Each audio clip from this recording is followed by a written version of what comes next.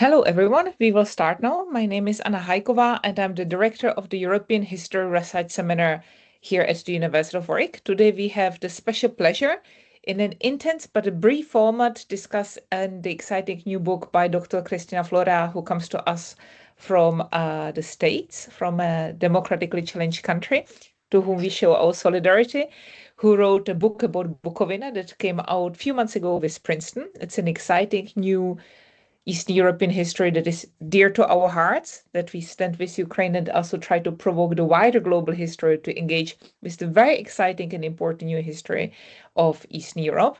And we have a very muscular body of brilliant fellow Eastern European historians here in England to discuss the book with you.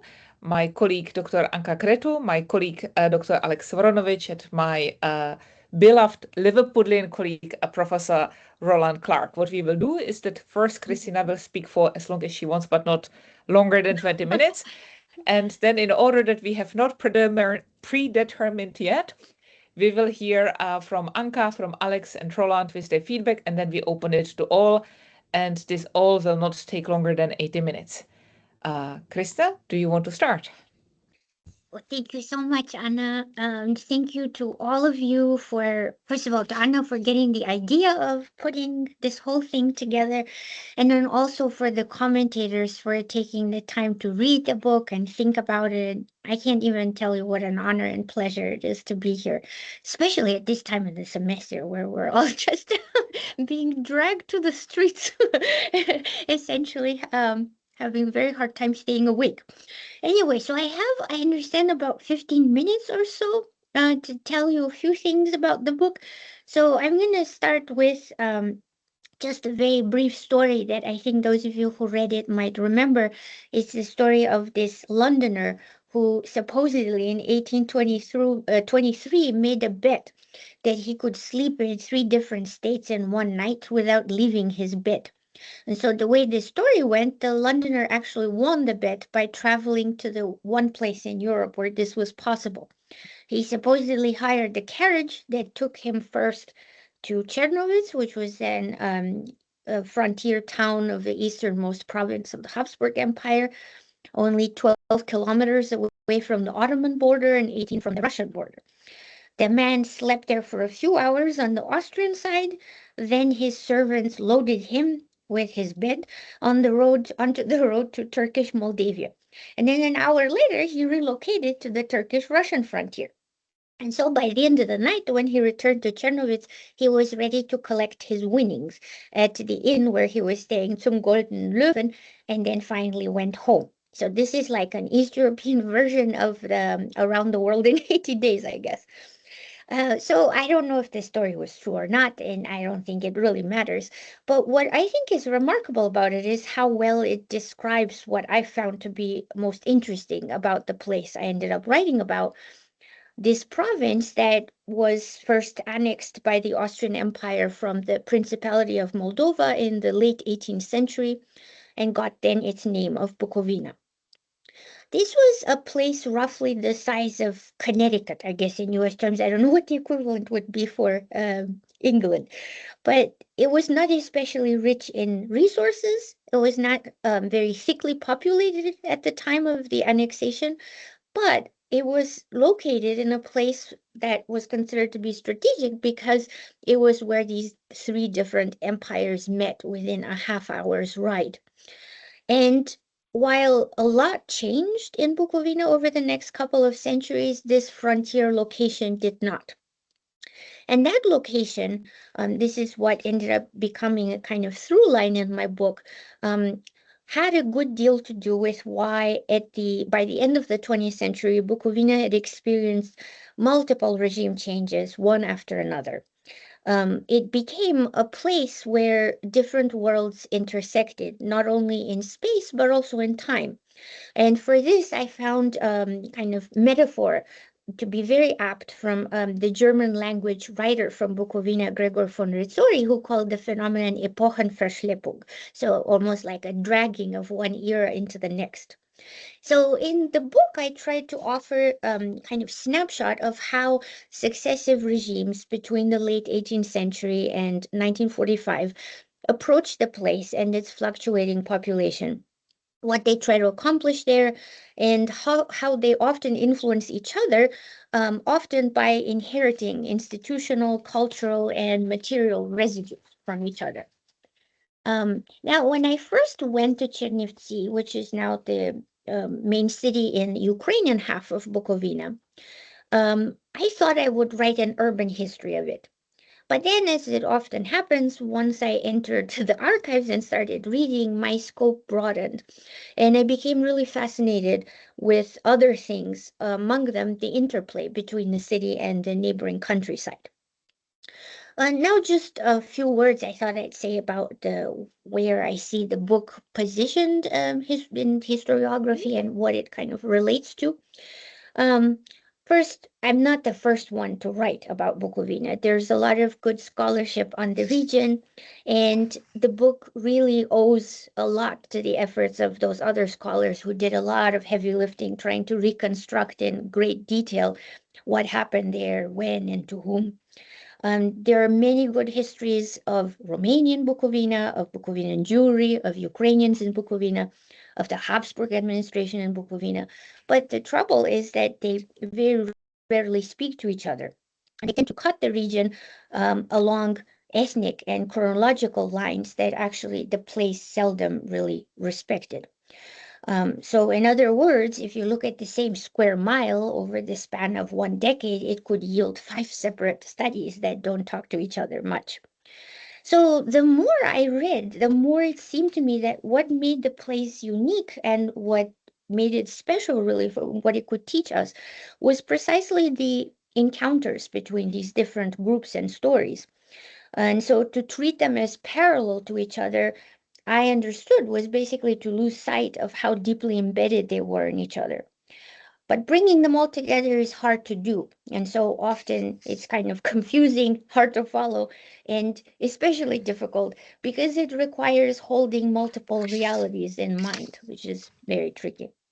Now, more broadly, in writing the book, I drew on, again, very rich literature on borderlands globally that typically emphasizes fluidity, hybridity, the indeterminacy of national belonging, and often the ways in which borderlands and their inhabitants evaded the state, which is a very useful framework, but it left out some elements of what I found to be really interesting about Bukovina. The people that I studied there often did not just evade state power, but actually invoke the state and instrumentalize its institutions, complain about its absence, or mobilize its resources on their behalf. And they often invited interventions that basically reshaped them later and in some cases actually destroyed them.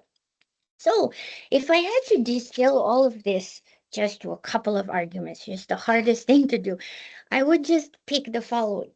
First, I guess I would like, or what I hope the book emphasizes, is that borderlands like this were not always places where states went to die.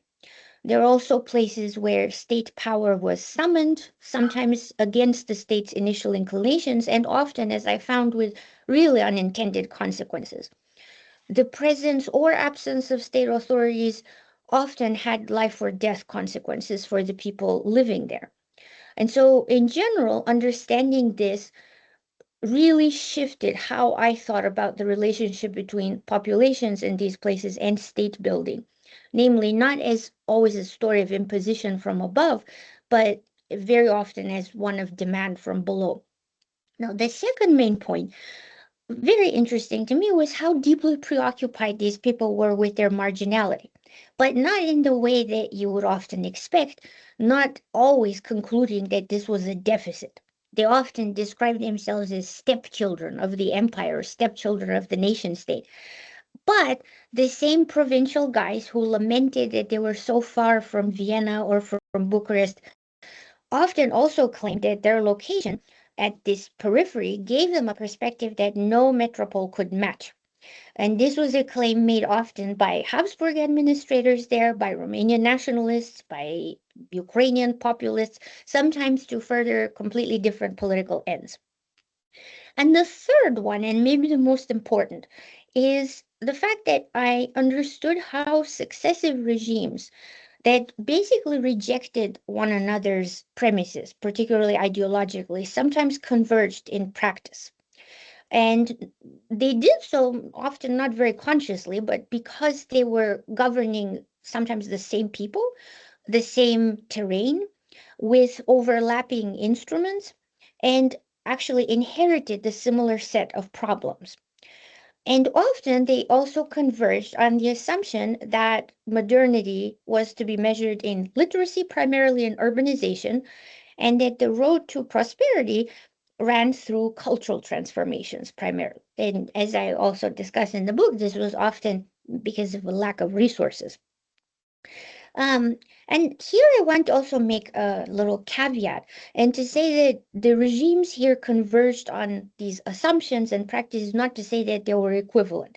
And I hope that I try to convey also what was specific to each one of them, what they took from their predecessors and what they discarded. And this is particularly relevant when trying to understand, for instance, the experience of Bukovinans after 1941, when the Romanians returned, this time as allies of Nazi Germany.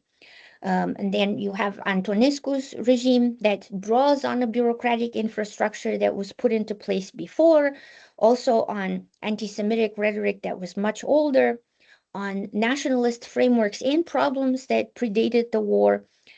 But the moment is in many ways a rupture and totally different from what had come before, and in no way equivalent actually to what had come before. Now, at the end, I think whenever I talk about the book, people end up asking me, okay, so are you telling us the region is basically just going through a revolving door over and over with the same thing happening? Um, and the answer is a lot of us like to say is yes and no, in the sense that each regime arrives with its own ambitions, with its delusions often, and it inherits a population and a landscape and also a set of institutional residues that don't always yield to their plans. And each one leaves behind residues of its own that the next regime had to absorb and put up with. But what I'm hoping, and I don't know if I really succeeded, but I'm hoping the book also makes visible, is that the people who carried out these transitions and lived through them also made choices. They invited certain interventions, resisted others, and what kind of institutions they lived under really mattered. Sometimes they were totally right about what a new regime would mean for them, and often, very sadly, they basically misread what was happening. In a region where all of these people came and went, the stakes of getting governance right or wrong were extraordinarily high. And as I think the contemporary moment shows, they still are. So I'm going to just stop here and then I'm very grateful to you for having read the book and then prepared your remarks, and I look forward to chatting about it. Let's see if I can mute. Thank you so much, Dr. Flora. Maybe Anca, you first? The classic ladies first, right? I mean, I really enjoyed listening to Cristina because it's very, the thoughts that I had are pretty much in relation to the arguments that she's developing and also the methodology and kind of like the narrative in general. But I also actually, I would like to thank Cristina for waking up early at this time of the academic year for doing this, and to Anna for thinking about this event, because I do think it's an important book in the field, and it's so important to have it in the framework of the European History Research Center, because this is not just about Eastern Europe. This is quintessentially European history. And I think this is an important point to make. And of course, this is something that I'm also personally preoccupied because I still think, and I'm quite puzzled that we still think of Europe just as Western Europe. And I think this is something that I see in UK institutions by and large, and I'm perplexed. Anna knows about my frustrations. But also, I would, besides waking up and doing this, I'd like to thank Cristina also for joining the ever-growing chorus, including Anna and hopefully and other people in the audience that challenge this form of peripheralization of Eastern Europe. And I will speak in broad geographic terms here. And Cristina wrote, I would say, complicated, detailed, but a very beautiful book, and I really enjoyed reading this in every possible way. It's such a readable book, and it was a pleasure. But it's also a necessary narrative and analysis of how Bukovina, what Neville Chamberlain and Cristina quotes Neville Chamberlain, called a faraway country. It's such a mystical place for some of these from some of these actors that Cristina mentions, like the one that you started your presentation with. But also how Bukovina experience and various political developments, but also shaped aspects of European histories. So I really enjoyed the book, as you can tell. And there are two aspects that stand out to me. I think there are a lot of things that I could talk about, but very briefly. And also, I'm not necessarily going to go in depth in terms of content. I think this is for the audience to discover, but I was fascinated in general by the construction of this narrative in general, and how methodologically diligent this is and narratively gripping. And all this while covering almost 2 centuries of history. And I, every now and then, I just come like, how is she doing this while reading this book? So first, obviously, it's this longue durée element and approach that stands out to me.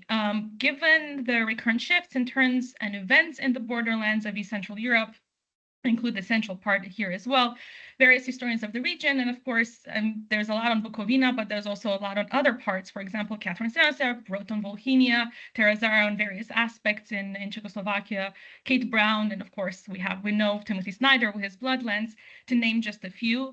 Various historians have produced diverse work tackling specific themes within these narrowly defined timeframes. And there are themes like language policy, education, everyday violence, local agency, or even microhistory.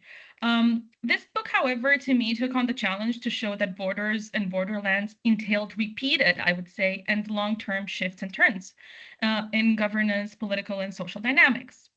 So to me, this breadth that Cristina proposes is a challenge to execute, and I suspect hard choices had to be made, really tough decisions, but showcases why borderlands have historically mattered in very simple terms. I believe that this longue durée approach was almost needed in this context. There are 2 themes that work here in this longue durée approach in my reading. First, is the theme of culture, right? It is not by chance in my own reading, at least, that Cristina spends quite a lot of time in the introduction of the book to unpack the issue of culture, a concept that was crystallized under Austrian rule, a persistent question of how to civilize and create and grow and why not improve identities. However, culture survives the Habsburg imperial collapse in early 20th century and has multiple meanings and transformations in history. And I think this is evident here. And a book that was not taking this longue durée approach could not have shown this, in my opinion. So Cristina points, for instance, to Romanianization. Maybe I read it as a form of culture in and of itself, after this imperial collapse and in a period of nation and state building efforts after the First World War, as well as the creation of a Romanian racial state in the era of the Second World War, as Cristina mentioned Antonescu, for instance. Nazi notions of culture or Soviet Kulturnost were also at play in Bukovina. So again, this longue durée works here because it shows this continuity, even at least in approach. A second theme that showcases the necessity and the benefit of this approach, the notion and practices of modernity. I play with it as infrastructures of culture. I don't know if this is my reading and this is my thematic approach. I'm bringing my own term here. But these are constantly developed and challenged regardless of who governs Bukovina, and modernization agendas are part of this story. Shifting meanings of modernity and the practices of modernization recur throughout the study, and they're supported precisely by this longue durée approach.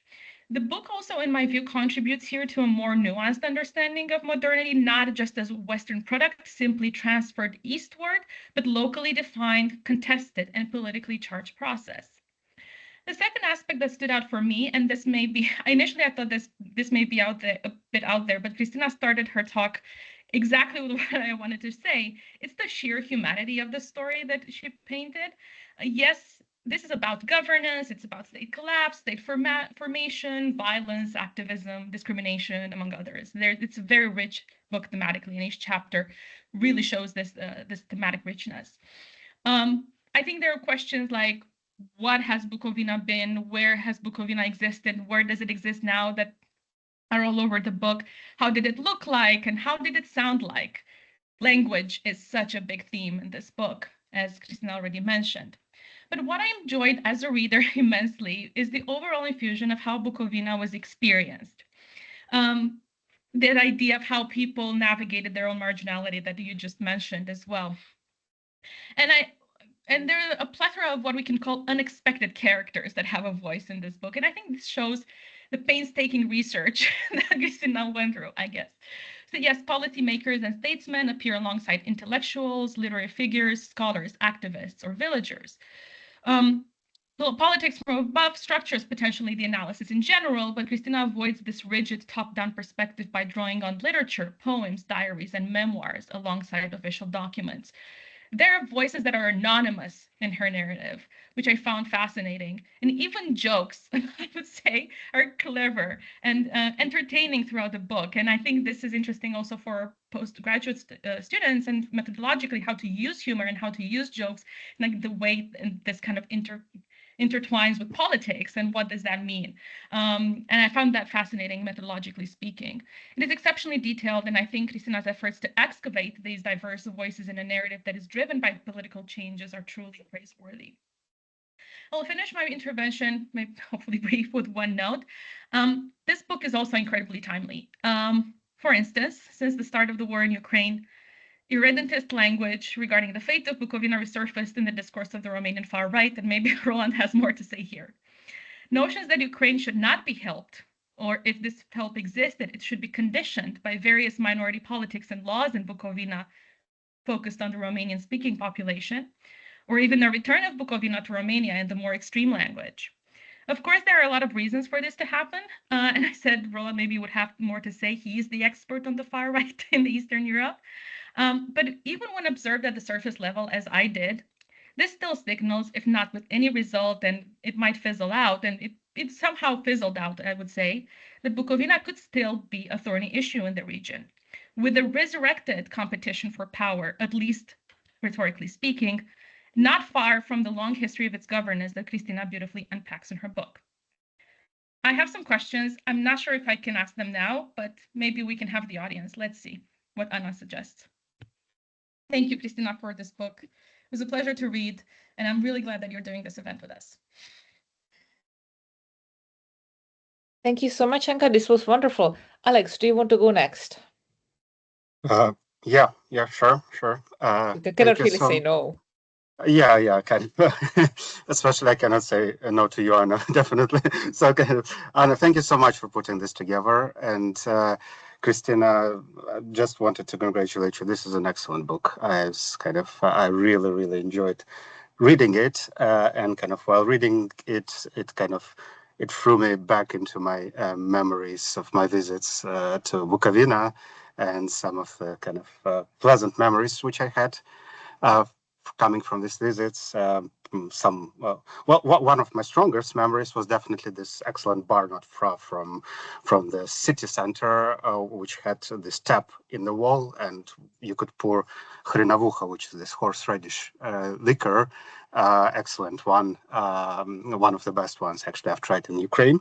But besides that, another important memory which I had was when I visited a bookshop in Chernivtsi, and kind of I've heard a young woman who was also kind of at that time a customer talking on the phone, and what the dissonance which I had is that I kind of understood everything what she said, but I couldn't at first get a better feeling why I understand what she's saying. And I needed to take a moment actually to understand why I understand her. And then kind of reflecting on that, I understood that she actually spoke with Romanian grammatic forms, but many of the roots of the words which she used were actually Slavic, Russian and Ukrainian, so kind of both, a bit of the both. And kind of coming from Moldova myself, so kind of I understood why she was talking like that, but still kind of my linguistic lenses were at this point a bit kind of challenged of sorts. Because in Moldova we also have kind of Romanian speakers do that sometimes, but they usually do that with Russian swearings. So they use kind of the roots of Russian swearings, but then they add kind of Romanian grammatic forms to that. But here it was much more kind of much more intertwined. So kind of they were just, she was basically using a number of kind of roots, and kind of half of the roots of the words she was using were actually Slavic, but the grammatic forms were all kind of Romanian. And at this point, I was thinking like, what a fascinating place it is. So, and kind of how much to unravel and to understand in this place, one can do in this place. So, and kind of while reading this book, kind of many of these things were kind of resurfacing in my memory. But also kind of while reading this book, I was thinking about the larger implications of what Cristina is trying to say in this book. So one thing which I kind of very much resonated with me, and I'm sure resonates with many people, was kind of this focus on the agency of local people and how they, in a way, understood what was happening and how they wanted to somehow use what was happening to advance their agendas and agencies. It's very much clear, even though we have really strong states sometimes participating, like the Soviet Union, obviously a pretty strong state, kind of Nazi Germany is always around here and there, still kind of the agency of local people matters. And it's very noticeable how sometimes they can even like face these strong states with fait accompli, or something like the cases where they basically, the states already have to somehow admit, well, this is how it's going to be. Maybe we can transform that, but it will take much effort, much time, so we cannot do it like overnight, basically, which many of these new regimes coming in felt that they can do overnight, basically, but that was not actually the case. And what is also matters here, I think, is that this the way Cristina shows local people, showing the heterogeneity of local people, but also not kind of making it just like there's this kind of Ukrainian story, there is Romanian story, and so on, Jewish story, German story, but showing that within these groups, ethnic groups, linguistic groups, there was also much heterogeneity. And there were quite a lot of space for cross-ethnic cooperation where kind of people, Romanians and Ukrainians, were coming together, for instance, coming up with their projects plans against maybe some radical Ukrainians and Romanians who actually were kind of much more nationalist and were saying, well, we have nothing to do with the other side. But there's this one part of the story very often told, like this nationalist story, but there is also kind of quite a lot of cooperation happening.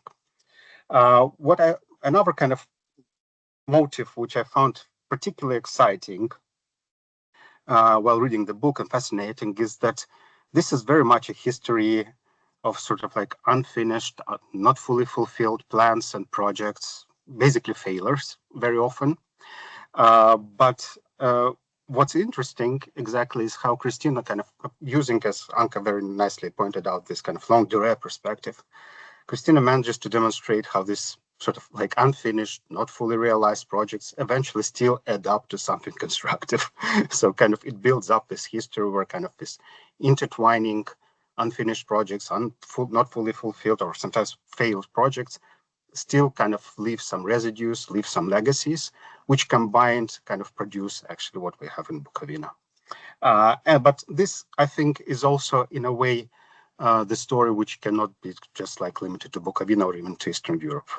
It is about, and I think this is what one of the strongest points of these books is that the book takes kind of this legacies, this of previous regimes or previous periods very seriously, and not just stating that they're kind of, yeah, there is this legacy, which is kind of sometimes when, especially for Eastern Europe, the people would talk about, let's say, imperial legacies, or people would talk about, like, for instance, Soviet legacies, but very often it's either talked like in the sense, like negative sense, something that we need to overcome, or kind of very generally kind of as this is something that kind of defines where we are today, or at some point in history, kind of after that kind of legacy was kind of somehow affecting this period.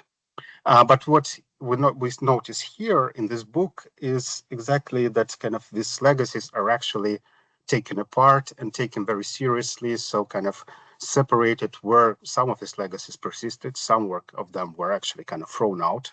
Some of these legacies were easier to throw out. Other legacies was not that easy to actually throw out.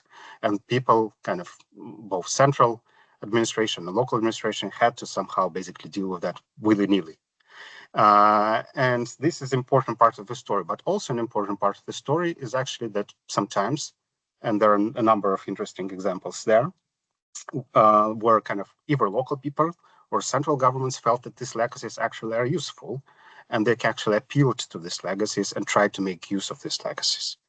And again, kind of obviously, kind of Bukovina is a sort of like this place which was going from one hand to another, like throughout the 19th, 20th century, gives a good example of how kind of one can work with that. But actually, one does not need necessarily to talk about the importance of these legacies. One does not need like this constant major changes of regimes and basically state belonging. It can also work in a more kind of, let's say, moderate scale as well. And what I think is very strong in this book is that kind of, yes, obviously, kind of even for such a relatively small place, there are lots of topics that one can discuss in the book for each period, basically. Each chapter could be a sort of like a small book of sorts. Or some chapters, especially for the Second World War, could be a big book of sorts. But in still kind of, and you have to make this kind of, if you write along the way, you have to make choices, as kind of Anca indeed also mentioned, kind of what you put in, what you leave out. But what I think, and definitely kind of someone can say, oh, why do you leave that out? Why do you leave that out? Why do you put that in? And so on. But what I think is really good in this book, it captures sort of like this period of time in each period. So kind of, Cristina manages to somehow single out the most important tendencies, some really important actors, local, central actors, which kind of helps to get a feel how the air changes, for instance, or not changes sometimes. And I think what helps here is, first of all, the fact that kind of amazing amount of sources were being used from different sites and different languages. And there's kind of indeed this narrative which intertwines memoirs, recollections, literature sometimes, and so on, is very helpful. And but also kind of a very good, excellent grasp of different historiographical tendencies and historiographical fields, which are not always necessarily in a direct conversation, like Nazi historiography, Soviet historiography are a bit more in a discussion, kind of Habsburgian historiography and Soviet historiography a bit less so. And kind of here, kind of bringing this together creates this wonderful mix. Well, one last point, which I will just mention, one gets kind of talking about this period of time, one gets this a bit of melancholic feeling, especially in the last pages of the book. But I felt that as one native of Bukovina, born in Soviet Ukraine, but coming from a Romanian-speaking family and one of the most important singers of Soviet and post-Soviet times, Sofia Rataru, was singing. She was singing melancholy. It's a sweet melody, and kind of this bittersweet aftertaste that this book leaves. So on one hand, basically, yes, kind of it's a history of wars, history of deportations, sometimes mass killings, ethnic cleansing, and overall various types of destruction, definitely. But at the same time, there are a number of examples throughout the book where kind of the community building, of cooperation, of perseverance, and maintaining, kind of staying loyal to one's region and to one's identity, which especially manifests in the way I think there were, especially close to the end, a number of excellent examples of people coming from Bukovina and living in different places, so migrants from Bukovina, how they still somehow preserve this Bukovinianness in various forms outside of Bukovina as well. And I think this kind of bittersweet taste, an aftertaste rather, captures this Bukovina, its past and present, but also kind of its future and how Bukovinians live both and lived and live today. Okay, thank you very much.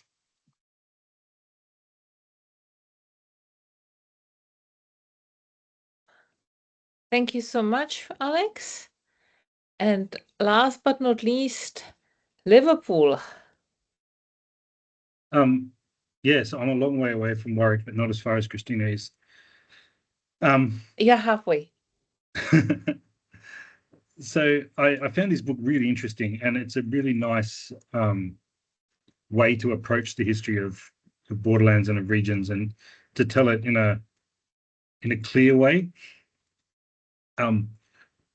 The thing that was constantly on my mind when I was reading this was Tim Snyder's The Reconstruction of Nations, which he does the same thing with Galicia, right? And as Cristina points out in the introduction, Galicia has a lot of similarities with Bukovina in terms of being a borderland, and yet they're really different stories. And she hasn't told it as a story of nation building and reconstruction of nations so much as these as a group of people living in one place, and let's talk about how they survived, which I think makes for really nice storytelling.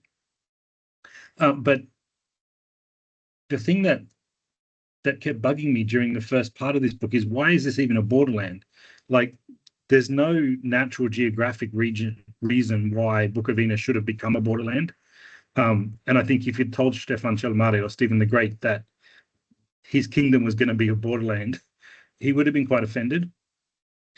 And it slowly becomes a borderland over time, I think. So Cristina starts this book with the beginning of its border status and within the Habsburg Empire, but it doesn't overnight imagine itself as a borderland. It happens slowly. The comparison with Galicia also shows us how powerful Romania's attempts at nationalization were in the interwar period, because Bukovina really was this very multi-ethnic, multicultural place before 1918, and then after 1918 it's very clearly strongly dominated by Romanians, and after 1944 even more so. And you compare that to what happens in Galicia during the same period, where the Polish state is trying to nationalize a similarly diverse population, and they really don't succeed. Whereas the Romanians, through a little bit of violence and controlling education, and they managed to make it happen. And I think one of the keys there is the power of the city. Cristina talks about how she's dealing with a whole region, and she's looking at the relationship between cities and countryside, and she's got a lot of peasants and rural actors coming in and getting involved. But it's still Czernowitz that really drives this story, and that's what allows, I think, the nationalization to take over so strongly in a way that it doesn't in more rural areas. Thinking about borderlands, basically, I just want to talk about borderlands for 10 minutes. It helps you realize, so Yiddish is this really fantastic, strong, thriving culture, to the extent that 1908 they have this big conference in Czernowitz to decide what the future of Yiddish should be, how should it be taught, what sort of book should we publish in it. But then Jewish leaders, who you'd think would be the ones that defend Yiddish, don't. And they say, well, actually, Hebrew is much more important and German's much more important, and we should just not even teach Yiddish in Jewish schools. And they can only get away with that, I think, because Bukovina is a borderland. It's the marginalization of Bukovina that allows Yiddish itself to be marginalized.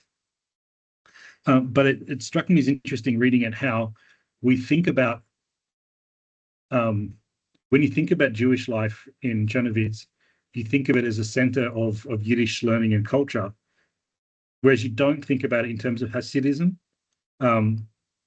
Even though there were really thriving Hasidic communities there, it's the Yiddish, it's the secular culture that stands out in contemporary memory rather than the religious culture, or at least in what I read. And the same goes for the way that they marginalize Yiddish, is also the marginalization of Bukovina within the Romanian Orthodox Church, because when Greater Romania is created, you've got these really strong regional churches, the Transylvanian Church, the Bessarabian Church, all of whom had really different traditions and ways of governance than the Old Kingdom Church in Bucharest. But it was the Old Kingdom that eventually dominated them all. They tried to dominate them all, but it has to fight back very strongly against people like Nicolae Balan from Transylvania, whereas Bukovina is just written all over. Like no one cared what the church in Bukovina thought. To go backwards a little bit in time, thinking about again why does this place become a borderland? Also, when does it become multi-ethnic? Because Cristina doesn't talk about this because it happens slightly before the time, but I'd be interested to know if she knows to what extent does modern nationalism make this into a multi-ethnic borderland? Because my guess is that most of these people were presumably nationally indifferent, particularly before the 18th century. And national indifference, we see that in the book, is something that state builders are constantly complaining about. And I really like this moment when she talks about how Romanian nationalists are saying, we don't want Romanian language schools, we want German language schools, because that's how we're going to get ahead inside the empire. Please stop teaching us in Romanian, we want to learn in German, which shows this a national self-consciousness, but also an indifference towards language. And I suspect they're not alone. And so in terms of this conversation about national indifference, that's seems to have run its course. Bukovina could very easily bring that back. One of the things that Cristina mentions in her introduction is the way that borderlands shape empires and borders shape empires. But that's not the impression that I got from the book itself. Most of the book, I kept thinking, actually, it's these empires that are and states that are shaping this borderland. They don't really care what the Bukovinians want and do. The one exception to that is the far right, which Anca's already talked about. And I thought Cristina's section on Lank and the Legion of the Archangel Michael was really good. And she shows how important key legionary activists in Bukovina were, and they're influencing the entire national movement. And one thought as to why is that? Why do you get people from Bukovina having an overwhelming influence on the Legion in ways that people from Timișoara or Oradea didn't? And I think it's because the anti-Semitic movement is grounded in Moldavia. So Bukovina is it's in the heartland. It's not a borderland for anti-Semites. You don't see regionalism in Bukovina in the way that when you think about the Holocaust, Emily Grebler has this amazing book on Sarajevo, and she talks about how Croatian elites inside Sarajevo during the Second World War were defending their Jews and their Serbs from the Ustasha in Zagreb, not because they loved the Jews and the Serbs, but because they hated Zagreb. And so it's your regional identities, overwhelming national identities at a time during genocide. And Bukovinians don't do that. They seem quite happy to attack each other when they need to. And it would actually be a really good place to test Dona Dimitriou's hypothesis. You know, Dona Dimitriou makes this argument based on Bessarabia, where she says the reason why some people protected Jews during the Jewish neighbors during the Holocaust, and some people murdered them, was because the people who murdered them, they had been subjected to 20 years of Romanian state propaganda telling them Jews are evil, and they believed it. But I'm not sure, like Bukovina, I think doesn't fit that narrative, because I'm not convinced that people in Bukovina internalized Romanian propaganda in the same way that people in Chisinau did, for example. A couple of other thoughts. Romanians dominate this book's narrative, even a long time before Bukovina becomes Romanian. So if you think about who's named in the early chapters, they're often Romanians coming up and not so much Jews and Germans and Ukrainians and Poles, which I think might be a reflection of the way that archives and sources that we have that survived into the 21st century shape histories. It's possible, Cristina can tell us this, maybe Romanians did dominate Bukovina in the 19th century too, but she makes the argument, I think you're making the argument that they didn't. It's just we have really good sources on the Romanians in Bukovina and not so good sources on Ukrainians, because the archives are biased, and our sources are biased, to the extent that in 1941, this whole section on the OUN and the Ukrainian nationalists, they sort of appear out of nowhere because we haven't seen this Ukrainian national movement in Bukovina building up. So we've seen Ukrainians, but we haven't seen this militant Ukrainian national movement in Chernovitz before 1941. And it makes me wonder, what was it about this city that makes it perfect for Ukrainian nationalists in 1941? Like, why was it more important to them than places like Lviv? And I think it's got to do with the civic infrastructure and its place vis-a-vis national capitals. Three more quick thoughts. I found your argument that the First World War was pivotal for shaping Bukovina really interesting. And what was more interesting was that you didn't make that argument about the Second World War, because World War I, there wasn't so much violence in Bukovina compared to the Second World War, where it was absolutely devastating. And World War II shapes the demographics of the place, but it doesn't shape collective identity in ways that the First World War did. Like, the First World War created Bukovinians in national terms, whereas by the Second World War, they already had been created. And I think that tells us a lot about, it matters where you're starting. And it's not just the extent of the violence that shapes identity. It's also collective memory. I got the impression that collective memory doesn't matter so much in Bukovina. And as new regimes are shifting, people are forgetting the recent past really quickly. That shows, I think, both the power of state making, the states that shape identity, but also the impact of extreme violence on memory. You've got this section in the epilogue, where you talk about Soviet memorials erected after 1944, but they look really shallow, like as if the people didn't believe in them. They see them as, this is something that the Soviets put up. It's not something that it's not a reflection of our dead and our memories of the war. It's something this state is imposing on us. And it reminded me of this moment in Gregor von Redzori's memoirs, where he says, I broke up with my wife. He got divorced from his wife because she and I had different understandings of truth. When I said I wasn't running around with my mistress, and I clearly was, she felt that my lying was a bad thing, whereas I thought that I should be telling her what she wanted to hear.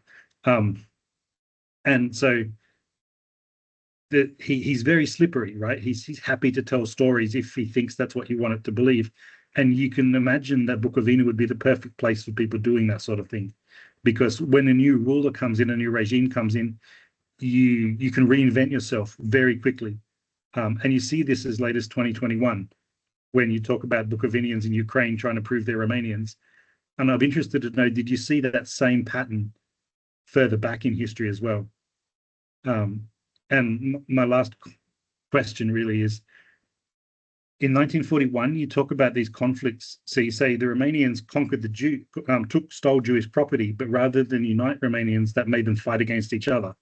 And I wonder if you know much about how these conflicts were resolved after the Second World War. I'm thinking particularly of, Monica Black's work, Demon Haunted Land, where she shows people in Germany during the late 1940s, early 1950s, they're turning on each other, and they're making witchcraft accusations against each other, and it's neighbor against neighbor, because they're trying to resolve unresolved memories of people doing bad things during conflict. And a lot of people did very bad things in Bukovina during the Second World War. So afterwards, do the Soviets just not let them resolve those conflicts, or do they play out in different ways? But yeah, the book just raised so many really interesting questions for me and makes me want to move to Bukovina and find out answers. So well done. Thank you so much, Roland. This was great and extensive. I will give Cristina a very brief chance to respond. We would love to hear from you, but I'm also aware that everybody wants to ask questions, and I also promise that this will not be too long. So 2-3 minutes, is it okay? Please? Yeah, sure. I'll Pretty see please. what I can pick. Thank you so much to all of you, to Anca and Alexandra and Roland. I really wish I had known all of you when I was writing it, because you put it so much better than I ever could, and then really distilled kind of what all the key arguments were. Let me see. I'm just gonna look through things here. I took a lot of notes. I suppose. Let me see. Well, on Anka, I mean, one of the things I'm very glad that you picked up on the culture continuities, right, and transformations of culture. I thought that was also very, very big theme. And you're totally right to also point out how important language is. I mean, that was one of the first things that I had started with, the dilemma of how to actually govern, right, or to deal with a population that speaks not just multiple language, but multiple languages all with mistakes, right, often. And so I know one of my favorite scenes was that of a school teacher spending basically 2 hours just going over the same material that had to be translated into 4 different languages for a one-room classroom, because that's all they have. So I think this kind of relates maybe to something that Roland mentioned that I was thinking about, namely the national story, right? The role of nationalism and where does national indifference, particularly given the language complications of the period, fit in. And so I've gone back and forth on this quite a bit, because I believe that it's not the case necessarily that at all times everybody is indifferent. They do jump on this bandwagon and they mobilize it. But one thing that always really struck me was just how different in content and in form nationalism could be as we move from one regime or one period to another, to the point that you get somebody who is considered kind of like the top nationalist activist in the late 19th century to be seen as a total traitor, right, in the interwar period, precisely because their idea of national activism entailed compromising with other nationalities rather than pursuing a more radical kind of pathway. So yes, on the multi-ethnic, so you're totally right. I mean, this is one of the most interesting things, and I think it connects also with what you said about how Bukovina lends itself to telling so many different stories, which is why it's so hard. I mean, which story do you tell? And part of what makes its history so fascinating is how there are always these new actors trying to retell the story out of basically similar parts that are reassembled, always to make a very different point, right? About how everything up to this point was leading up to Sovietization, or all of these guys here were proto-socialists, or all of these people were proto, or not even proto, but were Romanians who had forgotten the Romanian language, right, and spoken Ukrainian. So there's this constant act of retelling the story and reimagining what the past was. Now, you're also right about the archives, right? And what archives limit or what they allow us to say. What's very interesting is how the early Habsburg archives, which are the first descriptions of the area and the populations, then also shape the stories that nationalists kind of tell. And so you would see Romanian nationalists pointing to the document, composed by the first military government to say, see, he said that the region was inhabited by Moldavians. By this, they meant Romanians. And so it was ethnically uniform, pretty much, with just a few, I think they counted gypsies as another group, and then Ruthenians as the other group, but very few. And then as Bukovina becomes a part of Galicia later, it becomes part of this imperial infrastructure where populations kind of shift around, they come and go, and the demographic composition also changes. And so you're right, there's also a kind of demographic story, I guess, to tell, because one of the most, I guess, popular stories, which speaks also to Alexander's note about the bittersweet tone. And how do you tell the story without kind of replicating the nostalgic mood that permeates so many of the memoirs and the literature, which all comes from the idea that, oh, this was a multi-ethnic place that then was undone through violence and so on, right? So it's like one of those, or I've even heard the other story, this is the Europe that could have been, but then it never really became that because of the world wars and so on. And so it's really tricky how to disentangle. I feel like the mood and the nostalgia in itself is a really important story, because after so many ethnic purification campaigns, you are left with people who tell me, oh, I don't mind speaking Russian because we're Habsburg here, right? And so these were people in 2014 during the Maidan events who had actually parents and grandparents from Volhynia or wherever in eastern Ukraine, but were really claiming or embracing the Habsburg past of this region to kind of make the argument that they belong with Europe. So there's like another kind of episode of retelling. Okay, I'm going to shut Cristina, up I'm very sorry shortly. for being a hardcore moderator, but we are running out of time, and I love listening to you, but I know that people have questions. I have questions, but I don't want to abuse my powers. Who goes first? Raise your digital or real hand. Claudia. Claudia, unmute yourself. I'm coming from it as a totally non-specialist, Cristina, not at all. I'm not only early modern, but I also do, I'm making art. But I'm interested in also partly on the comments. I just went through the book. I didn't read it in detail, but I found it really fascinating. And I think you were talking about something which I'm interested in for other work. And that is also what Anca mentioned.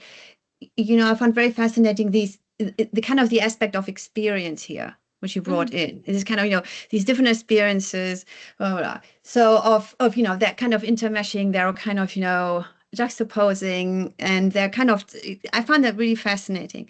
Now, my question is a more theoretical question.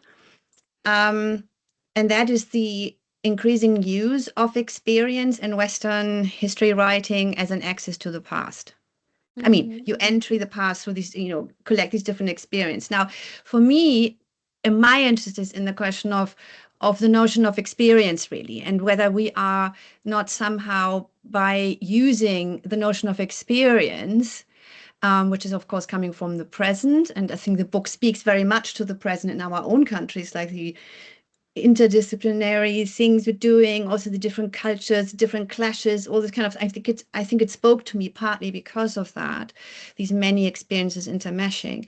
Now, I was wondering about this kind of, on one hand, I do think, yes, it is very, very powerful when we use this notion of experience as a way of writing our histories.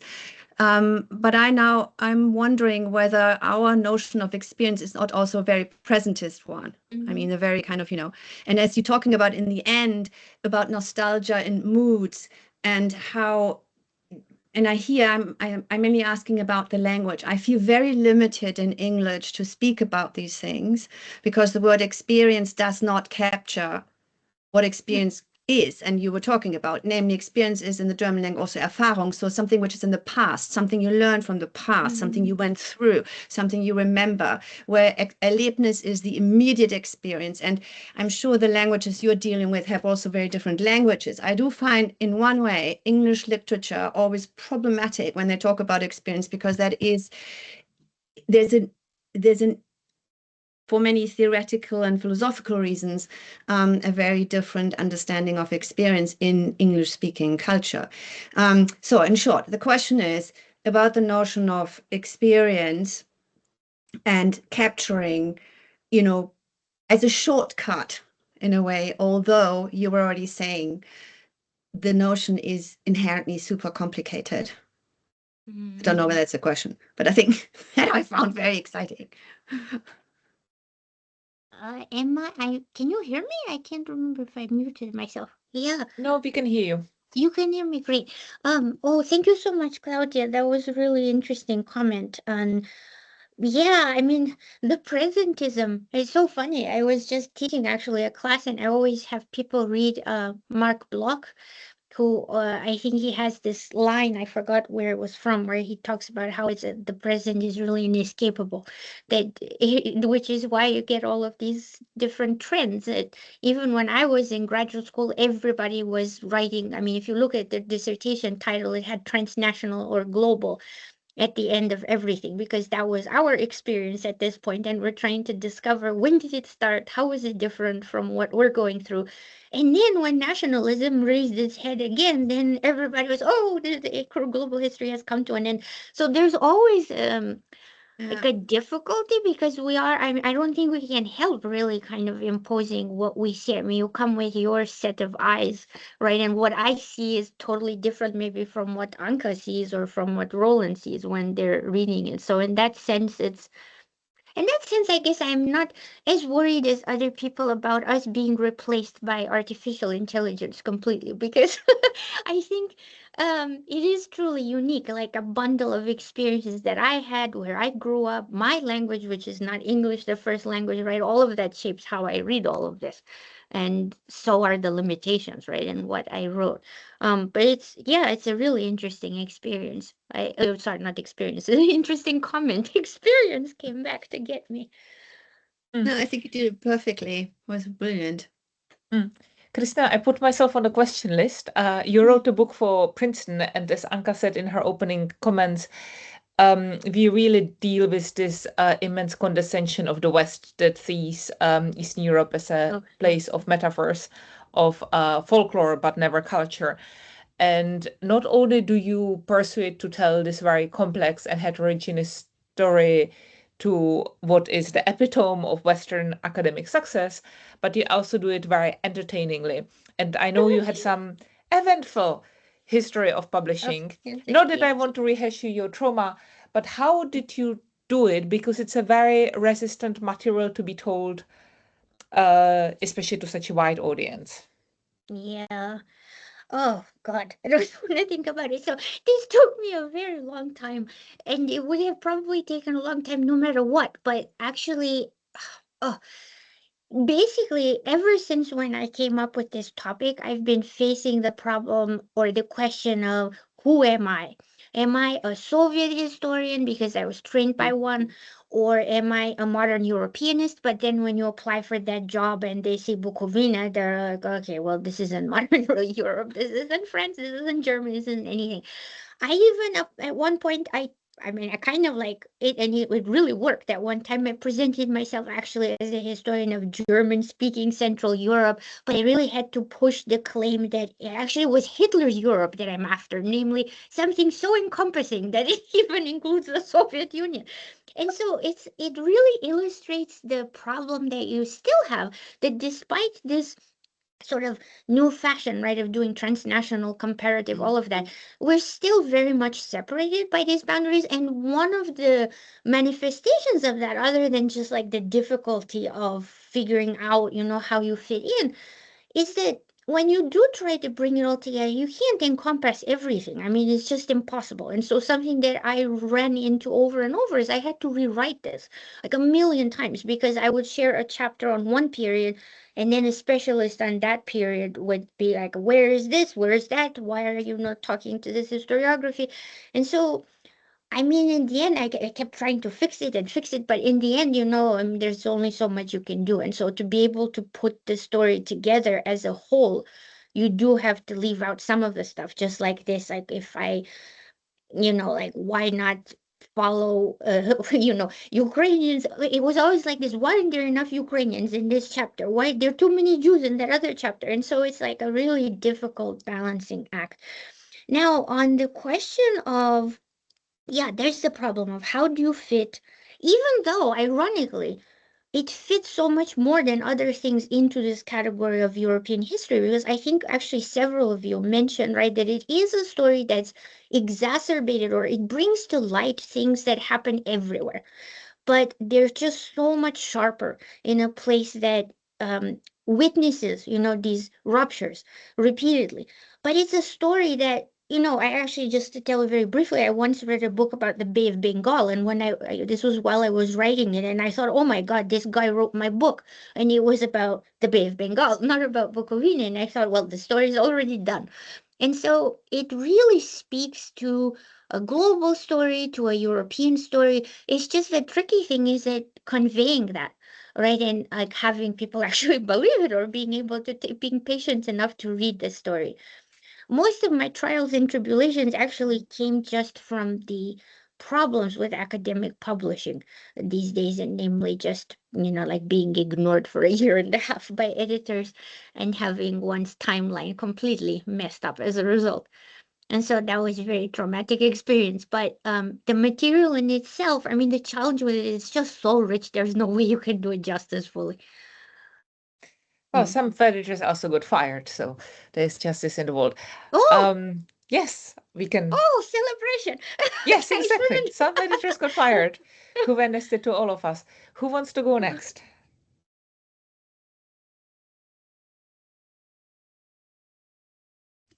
I had some questions actually. I had like 5 Mhm. questions, but I didn't want to take over. Can I ask one?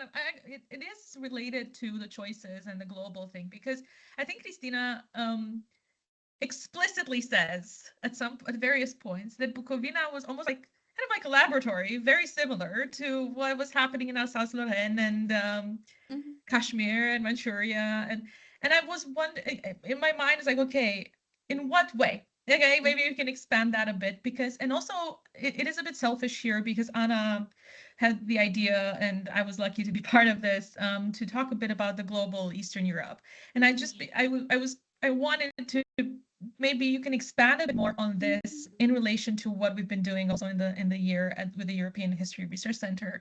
And I have a second question if you have time. Why did you end when you ended the book? Was another, I mean, besides the publishing chaos, like, but in terms of conceptually, in terms of the story, was that possible to even think beyond the Soviet period, 1990s? Is that, would that have been something new that maybe this book would, it wouldn't relate to your main points? It's just a matter of, like, conceptually speaking, not necessarily just from a publishing, because I completely understand, and I've had also stories and everything. So thank you so much, Cristina, again. Great. Thank you so much, Anka. These are really, really good questions. I think, well, in what ways does it speak to the global stuff? I think, this is very funny. I feel like a lot of us, right, who came of age during this global turn, think of the place in global terms. Is not necessarily so. Basically, in what terms? One is the preoccupation with peripherality in places that actually are, in fact, very representative of what happens elsewhere in the globe. One very small example is the peasant issue, right, and the kind of rural history behind it that you can find right in so many other places. I mean, read so much on historiography in South Asia and so on. A lot of these issues about the relationship between the city and the village, the problem of um, nationalization, right? For example, how do you turn a peasant into a national? The problem of ruptures. I mean, one of the most influential books for me was actually about the partition of India and Pakistan, right? When I was reading it, it kind of like mapped very interestingly onto various projects to partition Bukovina that, like predate the actual partitioning in the Second World War that we still live with now. But like these various experiments with how to remodel or reconfigure a territory to make it more legible, right, to these nationalists and national stories. So those are some of the things. But I guess, I mean, now to get really meta, I think the way in which it really spoke to me was actually that when you boiled everything down, the thing that I was really concerned with was just the experience of, go back to experience, the experience of change, right? And so, not surprisingly, right, because we're all historians, so we're fundamentally interested in that, how change happens and what do both states and the people who make those states do, right, in a time that change is so is accelerated or accelerating and becomes like a feature of everyday life. So it was almost like living sort of in a perpetual state of revolution, even sometimes when it's not noticeable because the buildings around you look the same. The people around you sometimes look the same. And yet you're living in a totally different world. And that's something that I really think is key actually to understanding, in fact, in like the global condition, right, as a whole that we live in now. Why did I end? Pure exhaustion. I ended then in 1945, right? And then just like was there's absolutely no logic to it except to say that, oh, well, okay, there's a second wave of Sovietization and it's kind of different from the first one. And the story could continue. You can have a whole book then about the post-war years and the period of independence and the minority policies. I'm not sure that it would be like radically disconnected from the first story, which is why I put the present moment when I was there in the epilogue, because what I was interested in there is seeing how the people living there now, many of whom don't have like a direct line of continuity, of kinship or whatever to the region, have arrived there after the war, or not just in the immediate post-war period, but even later, but now are kind of like weaving the story of the present back into that kind of longer story that is still around them, right? Embodied in the buildings and the my favorite thing are the manhole covers that still have Franz Josef on them and so on. And so it's like these multiple realities that they weave together and they put into this new narrative. But there's plenty of room for other people to do a lot more with this. I completely agree. I knew this is the case, but I was just curious when you can think of a second part, like like a TV show, right? So, yeah, thank you so much. Yeah. Thank you, Anca. Yeah. Thank you, Olga. Hello. I think that Anca actually asked the question that I was going to ask. So I will only say thank you very much for this extremely interesting presentation. And now I think, I didn't know about this book, but now I think that I'm motivated to read this book because it actually resonates with some of my experiences and observations. For example, and I'll make three if I may. So first is about maybe it's all about visibility and being visible and invisible. First, it seems that globalization adds some blank spots on the map. Although we expect that science makes like everything discovered, but actually economic connections and politics makes these white spots and make margin on out of spaces that we wouldn't even expect. As a person who grew up in the Urals and who visited Siberia in the beginning of the 21st century, I can say that I found similar understanding of their local identity, because Moscow is very far, and that means an understanding that the state is very far, and everything that you have is only what is happening here at this like local spot. But that was like 15 years ago.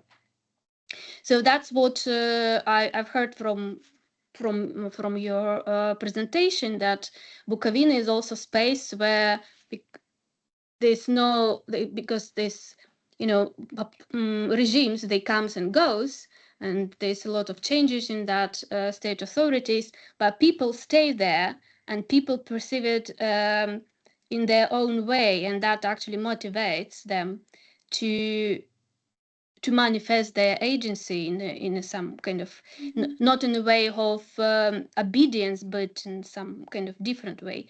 I perhaps would like to hear a little bit more, because I was interested in the topic of different tactics of like escapism, or kind of tricks or deals, some like different all of these parts. So as I said, I would like to read your book, and maybe I will find something like that in the book. I don't know, but that's what makes me get interested in that. And then another thing about how the history, actually how history creates. So many years ago, I came across one family documents that a school student bring to our research center, a family document, which is a Bible of their grandmother, who was an old believer. And she lived in very far somewhere in a very remote space in the Perm region.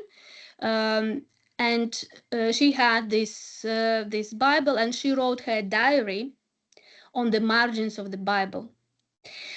And this was the time of the diary was 94, the beginning of 1940s, 1941, 1943, and every entry was about the stock, the crops, the household, and everything. Just there was nothing about events that happening around. Although, as we know, that the place where this woman lived had radio, so she did definitely heard about news, what's going on in the world. But what she put in her diary was only what was happening around her, and there's no politics at all. So this case made me think that when people actually work in a place with media, but at the same time they might not notice any events. Actually, that might be quite real, and that's why I didn't doubt your what you were where you presented your books about that. That is also possible even in Bukovina. Thank you very much once again for your book and for presentation. Cristina, closing words. Oh, great. Thank you, Olga. Sorry, So- Anastasia, but we have to come. I do apologize. About regimes coming and going in of different tactics of people. Yeah, so this one is very interesting. I've seen sometimes, and this particularly during the world wars. Now World War I would be an example. The same person kind of advocating, for example, that Romanians should totally be on the Russian side, right, during the Russian occupation, and then you find the same guy saying the opposite next year, right, or the following year under a different occupation. So you have this kind of like side switching, saying completely opposite and mutually incompatible things, again, to be able to stay on the surface. On escapism, when you said that, I just thought immediately about the interwar period. I think Roland was talking about this as well, when actually in the face of pretty aggressive Romanianization policies, particularly in the city itself, German language or German-speaking Jewish community kind of created its own German language literature almost as an island, as though they did not really exist in interwar Romania now, but they remained attached to Vienna. And so they continue reading Heine and Schiller and speaking with each other in German and almost inhabiting a parallel reality. Again, even while, right, what is actually happening to them on the ground is that this is no longer acceptable because you no longer fit into a national category. If you are Jewish, you're supposed to speak Hebrew or have Hebrew in school. German is the language of another nationality. And so sometimes these groups of people who fall through the cracks kind of create their own thing like they did. And I wasn't even sure who they're writing for, because they were also disconnected from the bulk of the German-speaking world. And so when they were publishing poems in Germany, it was kind of like for each other, pretty much. So that's like another example of that. And when you talked about people who don't notice things, I mean, this was very, very funny that I see this also, people who kind of, particularly in remoter village areas, who get really confused, right? That one guy who was here yesterday isn't here anymore, and now they see a motorcycle, right, with somebody totally different, right, from before. But also one thing that I was always really impressed by is how, because of this, having, for example, people who live through repeated regime changes sometimes think that they know what's going on just because it looks familiar or it sounds familiar. And so you would see them, for example, even Jews deported to Transnistria paying bribes to be taken over to the German occupied side because they think that's going to be more civilized than the Romanian side, right? Because it's German, therefore Habsburg, they think it's going to be replay of like Habsburg administration. There will be rules and culture and not just aggressively anti-Semitic policies. And of course, they turn out to be very wrong with fatal consequences. I don't know if that answers, but that's just what came to mind. Yeah. Anastasia, is your question very brief? I just wanted to thank, I'm from Ukraine, and I might be translating your book in Ukrainian, so I'm reading it now. Yes. So Amazing. I have read only 3 chapters yet, but it sounds fascinating. It's very interesting. It's very beautifully written, and I'm just thinking how to convey this beautiful style. And also, of course, there are some differences in the terminology, because, for example, about the nationalists, I think this term in Ukrainian language is more of the 20th century, and in 19th century we didn't call them so. We said like narodovci, like Ukrainophili, something like that. And for me, it was really interesting. Maybe I was wrong. Maybe it will be revealed later, about this rupture between these nationalists and like maybe lower classes, peasants, who considered them as like almost aliens. Sometimes like they didn't understand their efforts. I like from what I knew, from what I read, I like might be a bit disagree, but I'm not a historian, so my question was if there was such a big rupture indeed. And you also wrote about petitioners, how many people actually supported this activists from below. All right. Okay. Well, thank you so much for that question, Anastasia. On the issue of the rupture, I mean, yeah, as I said before, I mean, there were instances in which there was a disconnect because the priorities were so different. So I think what I was trying to show in places are cases where, okay, let's just give the example, some Ukrainian, as you say, Ukrainophiles or self-proclaimed Romanian nationalists who were coming from among sort of like first generation intellectuals or first generation to be educated, prioritize language instruction, for example. Whereas a lot of the activists like teachers, priests, and so on in the villages often had totally different concerns that were mostly economic. And so what happened in the, I would say like 1890s, there's a different strand of nationalism, as I call it, that emerges that has this populist dimension in which a lot of those nationalists realize that they are very disconnected from that population and that actually finding a way of making this a kind of like mass form of politics and appealing to the peasantry, to the teachers and so on is really key. And so they kind of changed their tactics and they talk much more about economic reform, about cooperatives, rather than just let's sit around and cultivate the language, which a lot of the peasants, it was not really that relevant for them necessarily.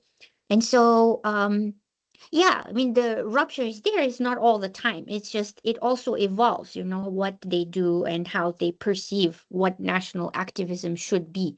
And so that moment, the populist moment in the 1890s is kind of closer, I think, to what you were alluding to, where they're actually seeking to speak to the rural population and to mobilize them and really kind of like front load their cause or their economic needs. And so there are many varieties of it, which is very interesting, from ethnic exclusivists to others who say this would just not work here because everybody's so mixed. Yeah. Thank you so much for the question. Thank you very much. Thank you. Well, thank you all for coming. I will stop recording if I don't know if I can stop recording. Okay, then I will gossip to you, Cristina, via written record so that we don't have it in the recording. Thank you all so much for coming. If you have not bought Cristina's book, drop everything and run to the bookshop to support your local bookshop as opposed to Amazon. This is really a small step for you, but a giant step for Eastern European history. And we from England reach out our hand to the United States. May they become more democratic again soon, maybe in November. I'm afraid I can't do anything about it, but I'll try. Thank you so much for spending this time with me. I'm really, really honored and so pleased with everything that you said and with your questions. They're really incredible. They made all the suffering worthwhile. Thank you, Roland, Alex, and Anca. Goodbye. Thank you very much. Bye-bye. Thank you. Thank you. Bye. Bye.